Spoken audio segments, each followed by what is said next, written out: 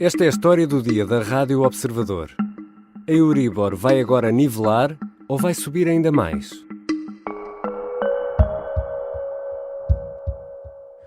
I don't want to over-tighten. My colleagues and I do not want to over-tighten because, I think that cutting rates is not something we want to do soon. So that's why we're slowing down. Esta é a voz de Jerome H. Powell, o presidente da Reserva Federal dos Estados Unidos, o equivalente ao Banco Central Europeu, mas com mais poder. Esta frase que ouvimos, e que traduzida é algo deste tipo: não quero apertar demais, não vamos cortar as taxas de juro, mas podemos abrandar. Esta frase foi dita numa conferência na quarta-feira da semana passada. Jerome Powell admitia que o ritmo da subida das taxas poderá começar a abrandar já neste mês de dezembro. The time for moderating the pace of rate increases may come as soon as the December meeting. Given our progress in tightening policy, the timing of that moderation is far less significant than the questions of how much further we will need to raise rates to control inflation and the length of time that will be necessary.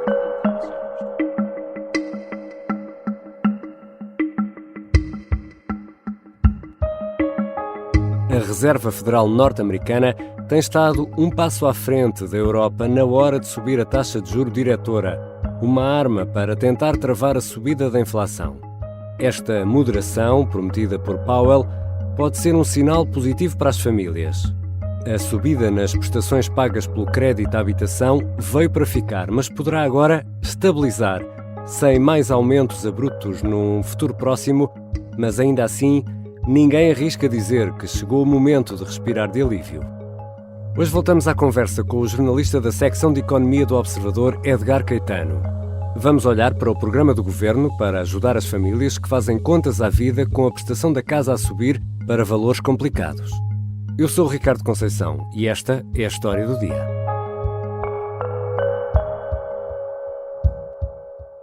Bem-vindo, Edgar.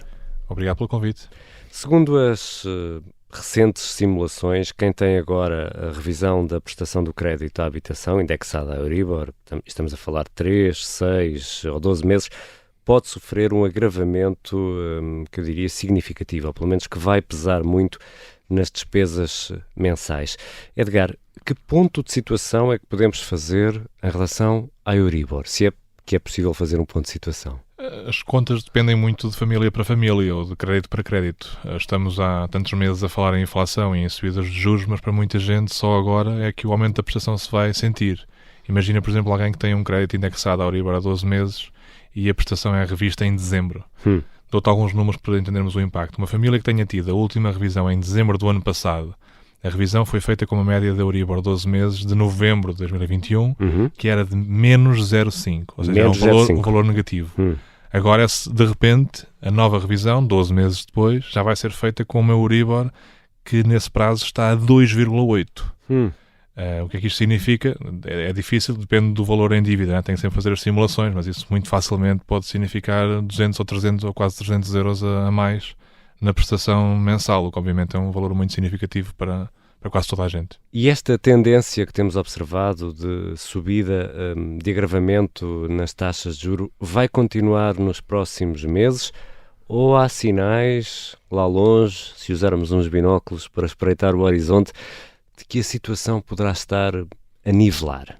Talvez a nivelar. É sempre difícil responder isto com aquela proverbial bola de cristal que não temos, mas estamos com a sensação de que já chegamos a um nível mais próximo daquilo que é o historicamente normal, os tais 2, 3%, vindo de onde vínhamos, que eram dos tais juros negativos, que também não eram uma situação sustentável, e que nós estamos a ver agora, e isso também se transparece nos números dos mercados, mas também na percepção que existe nos investidores e quem participa nos mercados de taxas de juros, é que estamos a começar a chegar a uma situação em que, como os dados da inflação parecem estar a dar alguma tendência de abrandamento neste momento, nos últimos meses, talvez com uma inflação mais branda, não será necessário apertar tanto as taxas de juros ou subir tanto as taxas de juros nos próximos tempos. Isso já se está a notar, né? A Euribor não está a descer, longe disso, mas já está ali a ter uma tendência um bocadinho mais de estabilização. Edgar, fazendo aqui uma analogia que se calhar até é melhor para para entendermos tudo isto com a pandemia de Covid-19.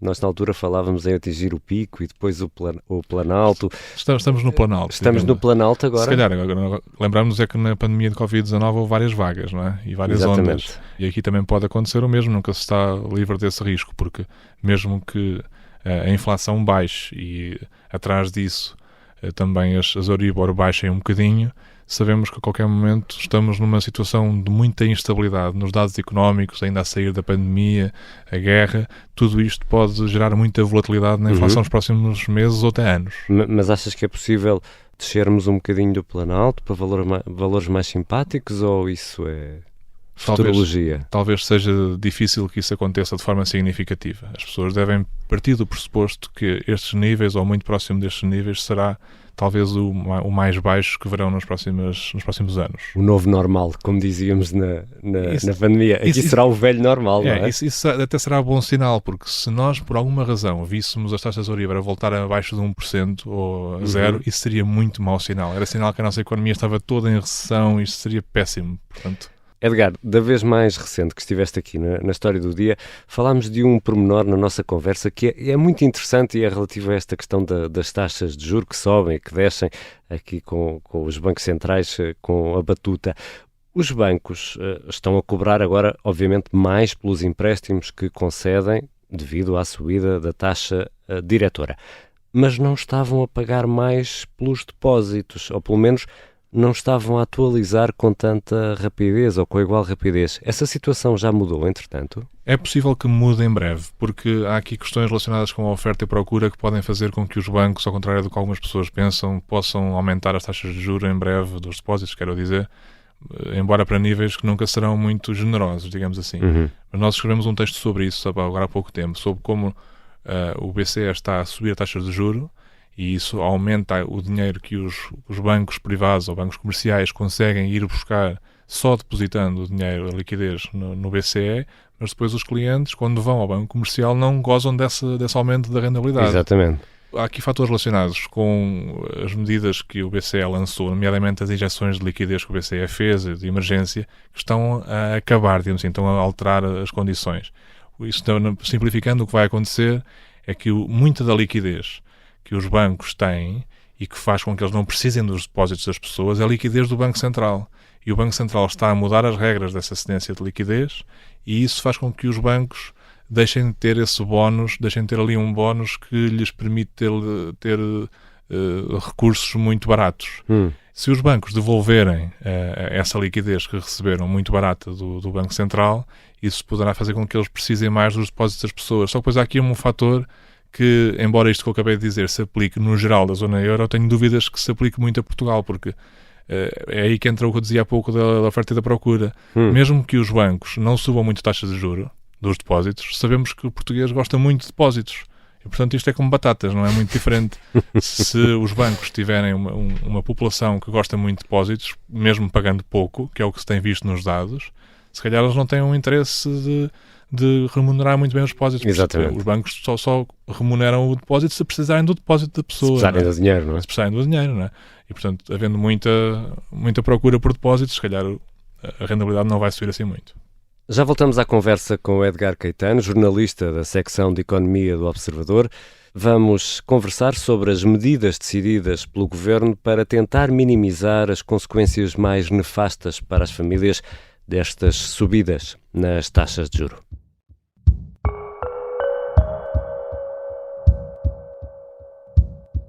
Num mundo em que uns rezam a Jesus,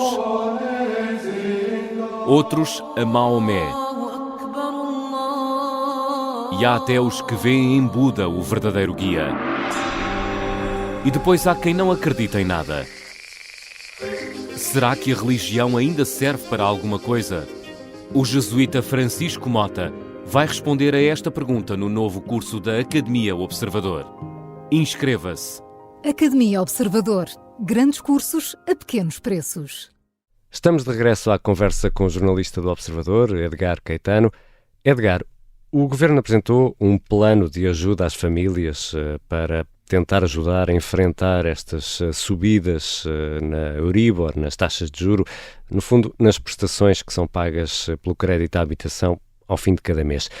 Todos os titulares de crédito à habitação podem aceder a este plano? Todos os titulares de crédito à habitação para habitação permanente, no fundo, primeira habitação. Ou seja, se tens um crédito à habitação porque tens uma casa de férias ou porque tens uma casa arrendada, isso não vai funcionar. Estamos a falar de cerca de 1,1 milhões de contratos de crédito que estarão no universo 1,1 milhões, ou 1,1 face ao total de créditos de habitação que existem em Portugal, que é 1,4. Portanto, estamos a falar ali de uma grande maioria. De uma fatia muito grande.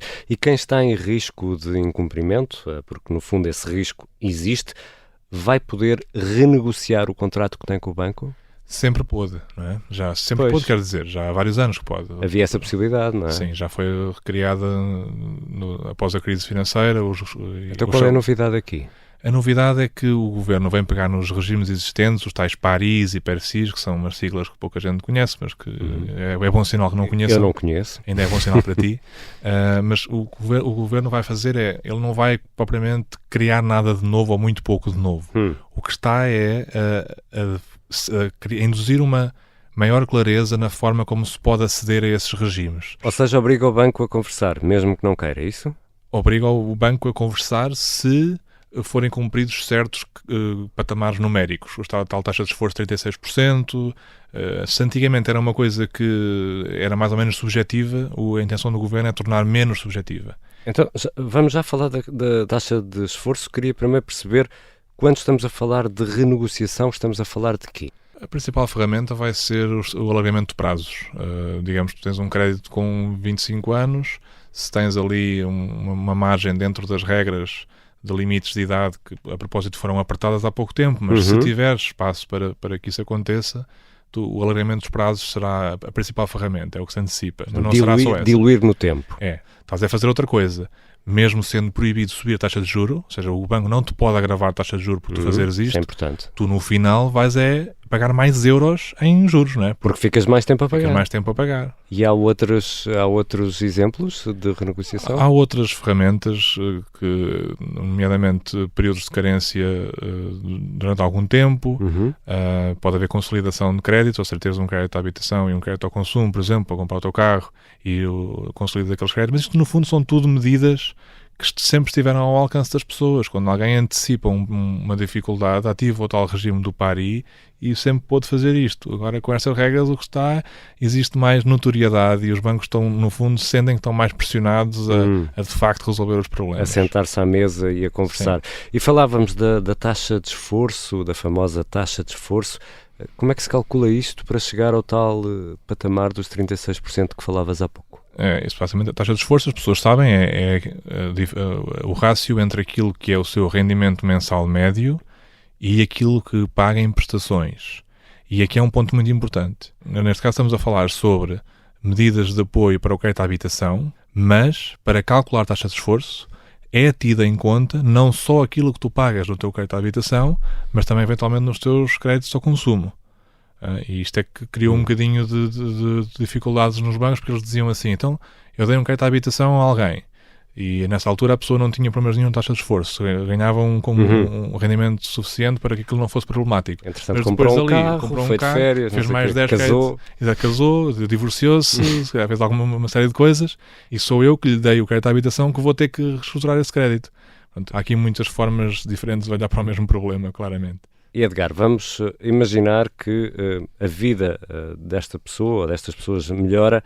É possível depois regressar às condições originais sem penalizações? Sim, durante 5 anos, neste caso o cliente tem a hipótese de voltar ao prazo ou às condições originais, precisamente para evitar o tal fenómeno de pagar mais juros, não mais Mas durante 5 anos? Nos primeiros 5 anos. E quem tem essa possibilidade, por exemplo, fazer um adiantamento para resolver parte do empréstimo, isto geralmente tem penalizações por parte dos bancos. Essas penalizações desaparecem agora? Desaparecem na taxa variável, ou seja, tu para fazeres um pagamento, imagina que recebes uma herança de uma tia rica de 10 mil euros, se quiseres usar esses 10 mil euros para bater no teu crédito, que é uma coisa que também faz uma grande diferença na prestação que vais passar a pagar, pagarias uma comissão de 0,5% do montante que usas, portanto 0,5% de 10 mil euros, são 50 euros.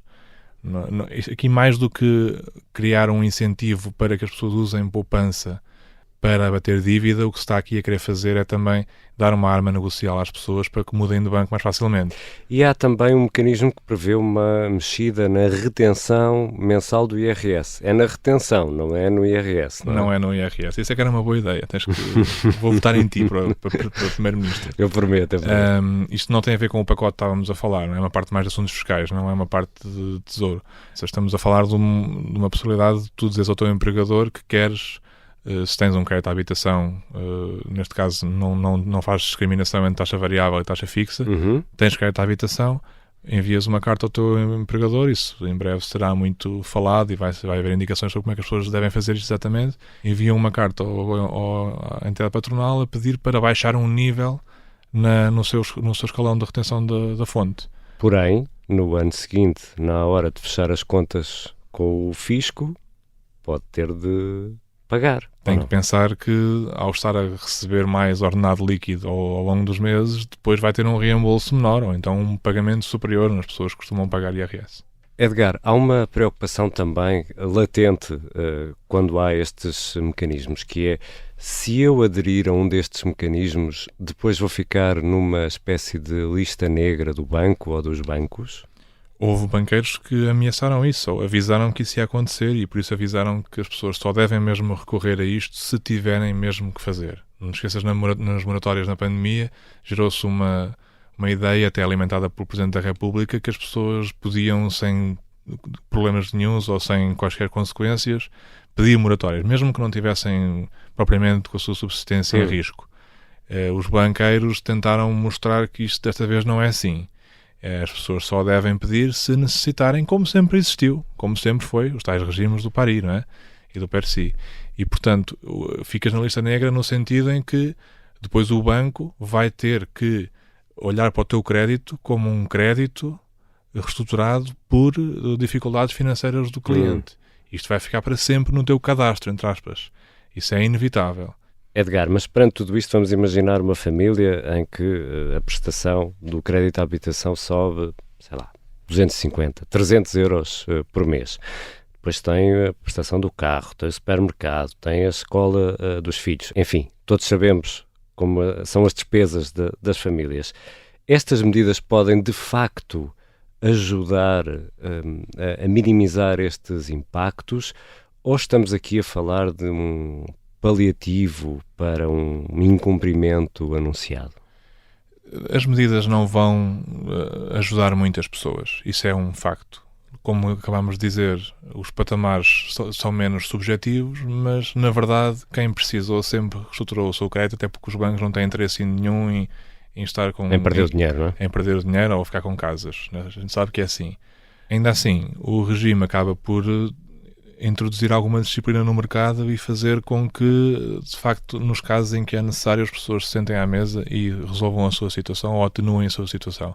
Agora, que ninguém espere que isto seja um pacote de medidas que vá acabar com o problema. Não vai. Mesmo que defendas que é preciso um pacote que ajude as pessoas, porque estamos a falar de aumentos de 300 euros, dizias tu, face a uma situação que era extraordinária. E as pessoas sempre foram avisadas que a taxa de juros variável está sujeito, não é? Durante algum tempo gozaram taxas negativas, isso tinha que acabar. Agora, sabemos que foi tudo muito rápido e sabemos que não foi um fator que aconteceu de forma isolada, ou seja, a taxa de juros subiu da prestação, ao mesmo tempo que houve também aumentos muito rápidos do resto das coisas que enumeraste, nomeadamente as contas do supermercado, etc. Agora, o que nós temos que pensar é que, se calhar, não é possível fazer muito mais ao nível da prestação de crédito. Se calhar temos que atuar por outras vias, não sei se talvez pela carga fiscal que as famílias pagam. Temos que pensar que se calhar também poderá ser por aí, porque ao nível dos bancos estamos a falar de relações entre privados e aí não há assim muito que se pode e deve fazer. Obrigado, Edgar. Obrigado.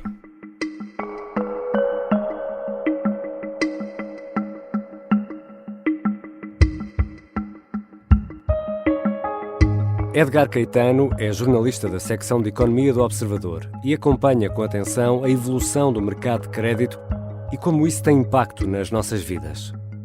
Esta foi a história do dia. A sonoplastia e a música do genérico são do João Ribeiro. Eu sou o Ricardo Conceição. Até amanhã.